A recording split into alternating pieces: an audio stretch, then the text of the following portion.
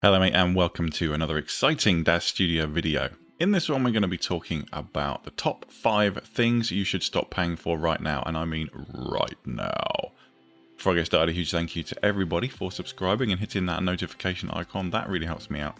And of course an even bigger thank you to my members and patrons. Your names will be running across the bottom of the screen at the end of the video. So let's jump into this then.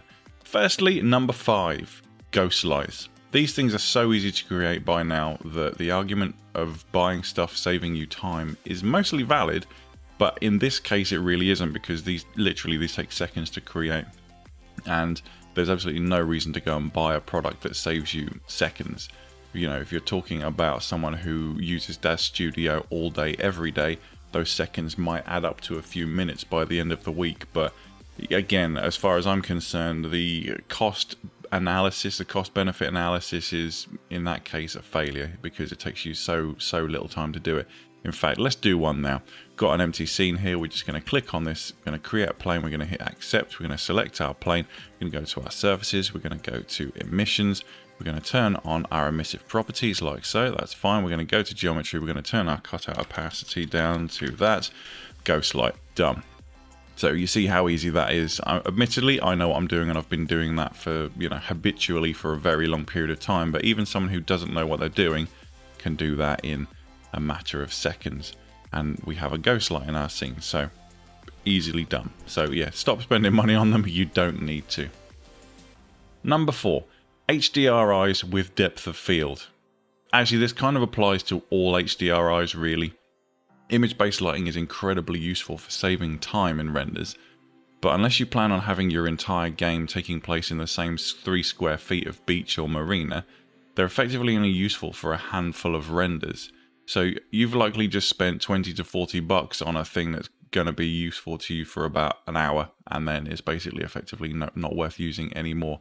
So again, not worth spending vast sums of money on, especially when there are so many resources out there of free HDRIs which are equally as effective, because let's be honest, the HDRIs with depth of field are good, as I say, for 1 or 2 shots, but how many shots of a woman standing on a beach or marina are you going to take before you get bored and move on to something else? Number 3, pose packs. Now this one is going to be a little bit of a controversial one, in terms of there's going to be a lot of people who argue with me and disagree with me, but hear me out. The more pose packs I've bought over the years, the more I've come to realise that actually most of them are pretty much useless. Out of an entire pack of, say, 20 poses, 1 might be useful situationally, but the most of them are just filler, and usually way too sexual or overly dramatic for their intended purpose. So it's a lot easier just to create your own poses and save them. It's so easy to do that nowadays that it makes no sense to spend 30 bucks on a pack of poses of which you're only going to use 1 or 2. And unless you're really pushed for time, because obviously creating poses is time consuming. But again, the cost benefit analysis of buying pose packs is only effective if those poses are actually all useful. Spending 30 bucks on a pack where you're only going to use 1 of the poses just seems to me to be a waste of money when it's easy enough to create your own. Got video tutorials on creating poses on this channel, and I plan to create some more in the near future as well. Either way, if you do want to go out and buy these pose packs, then obviously don't mind me, as long as you don't mind your characters all looking like they're in a panto or something like that. Number 2, multiple morph packs. Another one that's probably going to trigger a few people, but hear me out again. Having 1 or 2 of these is pretty standard these days, but the majority of us are probably never going to use them, let's be honest. If you're creating your own custom characters using morphs, the chances are you're probably going to mix a couple of characters together, maybe tweak a little bit here and there. So needing 500 different facial morphs probably isn't that much use to you. So buying 6 or 7 packs of these morph packs is pretty much a waste of money, to be honest. And all you're doing is you're just creating more work for your computer, because every time you load a character, it checks off all of these values. So you're actually slowing yourself down in the grand scheme of things by having loads and loads of these packs installed. I'd strongly recommend learning to use Blender to create your own morphs and custom characters rather than overloading your database with hundreds of packs of morphs.